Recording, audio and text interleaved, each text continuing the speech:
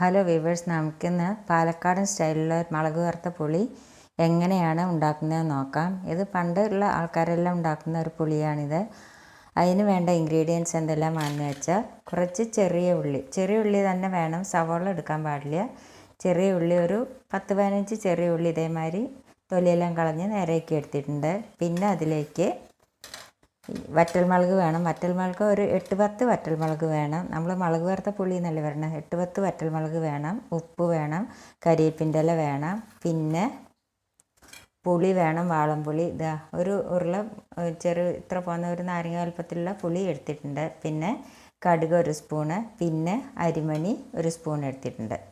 പിന്നെ കുറച്ച് എണ്ണയും വേണം, വെളിച്ചെണ്ണ വേണം എടുക്കാൻ. ഇനി നമുക്കത് എങ്ങനെയാണ് ഉണ്ടാക്കുന്നത് നോക്കാം. ആദ്യം നമുക്ക് ഈ പുളിയിൽ കുറച്ച് വെള്ളമൊഴിച്ചിട്ട് ഒന്ന് പിഴിഞ്ഞെടുക്കണം.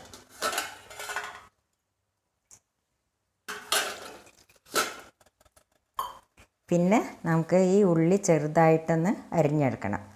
ഞാനിതൊന്ന് അരിഞ്ഞെടുക്കട്ടെ. അതിനു മുമ്പേ നിങ്ങൾക്ക് എൻ്റെ വീഡിയോ ഇഷ്ടപ്പെടുകയാണെങ്കിൽ ലൈക്ക് ചെയ്യാനും ഷെയർ ചെയ്യാനും സബ്സ്ക്രൈബ് ചെയ്യാത്തവർ സബ്സ്ക്രൈബ് ചെയ്യാനും കമൻറ്റ് ചെയ്യാനും മറക്കരുത്. ഇനി ഞാൻ ഈ ഉള്ളി ഒന്ന് ചെറുതായി അരിഞ്ഞ് എടുക്കട്ടെ.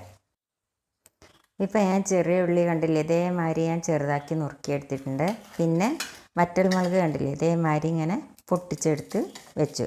ഈ വറ്റൽമുളകെല്ലാം ഇതേമാതിരി ഞാൻ പൊട്ടിച്ചെടുത്തു.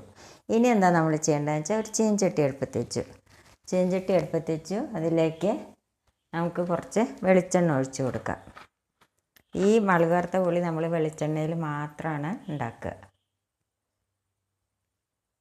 വെളിച്ചെണ്ണ ഒഴിച്ചു കൊടുത്തു. ഇനി അതിലേക്ക് നമുക്ക് ഈ കടുക് ഇട്ട് കൊടുക്കാം. കടുകൊന്ന് പൊട്ടട്ടെ. കടുക് പൊട്ടി. ഇനി നമുക്കിതിലേക്ക് ഈ അരിമണി ഇട്ട് കൊടുക്കാം.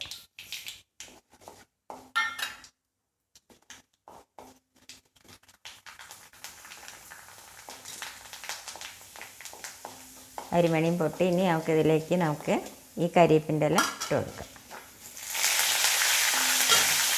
ഇനി ഇതിലേക്ക് നമുക്ക് ഈ വറ്റൽമുളക് ഇട്ട് കൊടുക്കാം.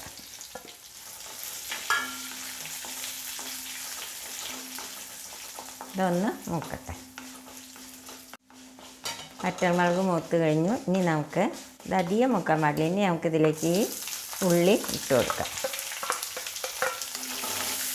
ഉള്ളി നമുക്കൊന്ന് നല്ലപോലെ വഴറ്റിയെടുക്കാം.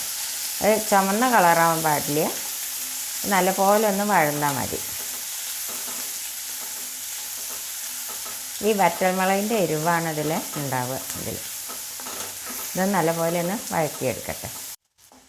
അപ്പം നമ്മുടെ ചെറിയ ഉള്ളി കണ്ടില്ലേ, നല്ലപോലെ വഴന്ന് കഴിഞ്ഞു. നല്ല ചുമന്ന കളറൊന്നും ആവേണ്ടത്, ഇതേമാതിരി വഴന്ന് കിട്ടിയാൽ മതി. ഇനി എന്താ നമ്മൾ ചെയ്യേണ്ടതെന്ന് വെച്ചാൽ നമുക്കിതിലേക്ക് ഈ പുളി പിഴിഞ്ഞ് വെച്ചിട്ടില്ലേ, ആ പുളി നമുക്കിതിലേക്ക് ഒഴിച്ചു കൊടുക്കാം.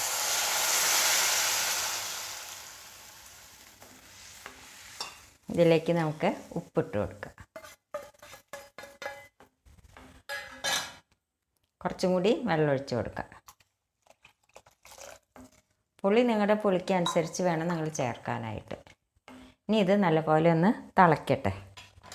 നമുക്കൊന്ന് അടച്ച് വെച്ച് കൊടുക്കാം. ഒരു 5 മിനിറ്റ് നല്ലപോലെ ഒന്ന് തിളയ്ക്കട്ടെ. ഇപ്പം നമ്മുടെ മുളക് വറുത്ത പുളി നല്ലപോലെ തിളച്ച് കഴിഞ്ഞു. ഇനി നമുക്ക് ഗ്യാസ് ഓഫ് ചെയ്യാം. ഇപ്പം നമ്മുടെ പാലക്കാട്ടുകാരുടെ സ്വന്തം മുളക് വറുത്ത പുളി റെഡിയായി. ഇത് നിങ്ങളെല്ലാവരും ട്രൈ ചെയ്ത് നോക്കുമല്ലോ. നല്ല ടേസ്റ്റിയാണ് ചോറിൻ്റെ കൂടെ കഴിക്കാൻ. ഇത് വെറുതെ രസത്തിൻ്റെ മാതിരി കുടിക്കാനും നല്ല ടേസ്റ്റാണ്. Thank you.